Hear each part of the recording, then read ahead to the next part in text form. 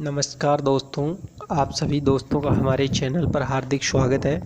दोस्तों, आज हम बात करने वाले हैं जो खीरा की फसल होती है उसके अंदर जो लगने वाले प्रमुख कीट रोग हैं उनके बारे में बात करेंगे। तो प्रमुख जो रोग होते हैं, कद्दू का लाल कीट है, सफ़ेद मक्खी होती है, रस चूसक जो कीड़े होते हैं उनके बारे में कुछ विस्तार से जानकारी देंगे। तो दोस्तों, उससे पहले एक छोटी सी रिक्वेस्ट है, अगर आपने अभी तक हमारे जो चैनल को सब्सक्राइब नहीं किया है तो प्लीज़ चैनल को सब्सक्राइब कर लें, साथ में घंटी के बटन पर क्लिक करके ऑल नोटिफिकेशन को ऑन कर लें।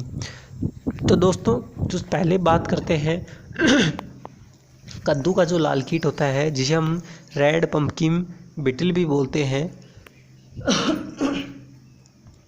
इस कीट की जो सुंडी होती है ज़मीन के अंदर भी पाई जाती है और सुंडी का जो वयस्क है वो खीरा यानी कि जो वयस्क होता है वो बाहर पाया जाता है और जो उसका कीट और बच्चा होता है वो अंदर ज़मीन के पाया जाता है।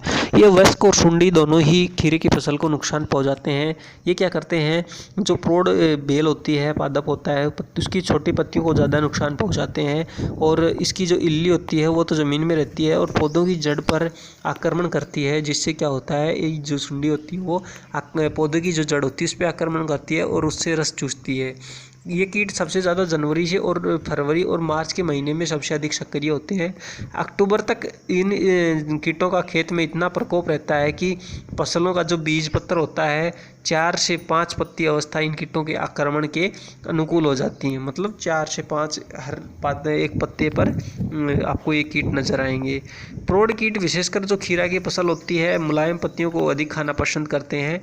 तो इसकी रोकथाम के लिए आपको सुबह जब ओस पड़ने के समय राख का बुरकाव करने से जो प्रौढ़ पौधों पर नहीं बैठता है और जिससे क्या होता है, जो नुकसान कम होता है। जैविक विधि से अगर आप नियंत्रण करना चाहते हैं तो जो आज़ादी रेक्टिन 300 ppm 5 से 10 मिलीमीटर लीटर तथा जो आज़ादी रेक्टिन 5% 0.5 मिलीमीटर प्रति लीटर पानी की दर से आप छिड़काव कर सकते हैं। यानी कि जो आज़ादी रेक्टिन 300 ppm को 5 से 10 मिलीलीटर पर लीटर के हिसाब से आपको लेना है।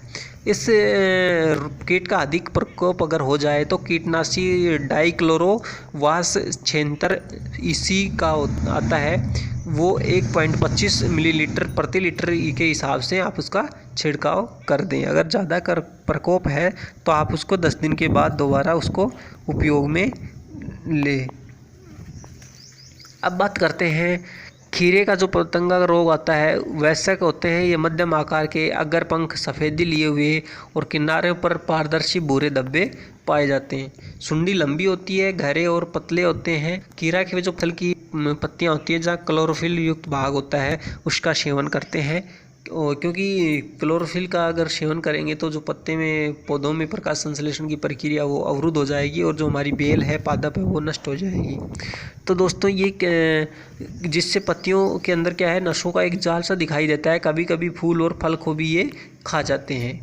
रोकथाम के लिए आपको क्या करना है, नियमित अंतराल पर सुंडियों को इकट्ठा करके आप नष्ट कर दें, या जैविक नियंत्रण के लिए आपको बेसिलस थुंजेजिस किस्म कुर्सा टाकी 1 किलोग्राम प्रति हेक्टेयर की दर से 1 या 2 बार 10 दिन के अंतराल पर छिड़काव करना है बेसिलस थुंजेजिस को।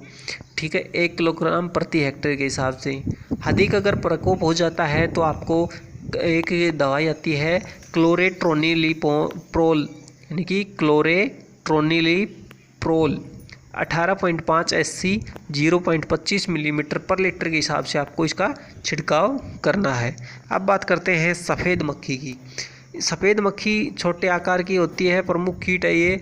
इसका शरीर जो होता है मोम से ढका रहता है, इसलिए इसमें सफ़ेद मक्खी के नाम से जानते हैं।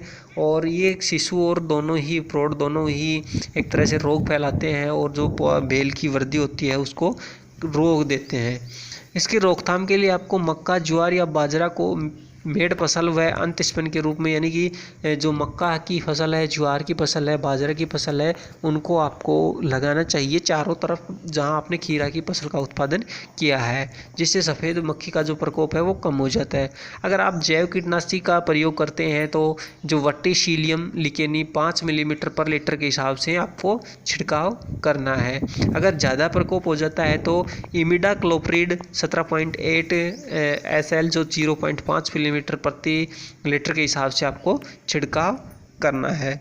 तो दोस्तों ये थे कुछ आज के जो कुछ टिप्स थे खीरा की। एक और आती है इसमें लाल मकड़ी, जो कि लाल माइट बहुत छोटा कीट होता है और एक जगह बनाकर एक जगह स्थित होकर ये ज़्यादा संख्या में हो जाते हैं और जिससे कि और पादप के किसी हिस्से में ये जहाँ रुक जाते हैं वहाँ क्या होता है कि जो पादप है उसका जो पूरा का पूरा शोषण है यही ग्रहण करते हैं, पोषण होता है उसको, उसका शोषण करने लगते हैं, जिससे क्या होता है कि जो पादप की गति है, वृद्धि है, वो रुक जाती है।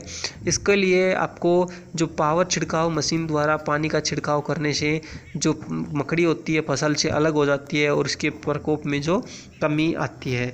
इसके लिए आप जो स्पाइरोमेसिफेन 22.9 SC 0.8 मिलीमीटर प्रति लीटर के हिसाब से आप इसका छिड़काव कर सकते हैं। तो दोस्तों ये कुछ आज के टिप्स थे खीरा रोग के लिए। तो दोस्तों आपसे एक छोटी सी रिक्वेस्ट है, अगर आपको हमारा ये वीडियो पसंद आया हो तो प्लीज़ आप इसे लाइक करना और अपने दोस्तों के साथ शेयर करना। अगर आपने अभी तक हमारे चैनल को सब्सक्राइब नहीं किया है तो प्लीज़ चैनल को सब्सक्राइब कर लें, साथ में बेल आइकन पर क्लिक करके ऑल नोटिफिकेशन को ऑन कर लें। तो मिलते हैं दोस्तों नई वीडियो के साथ।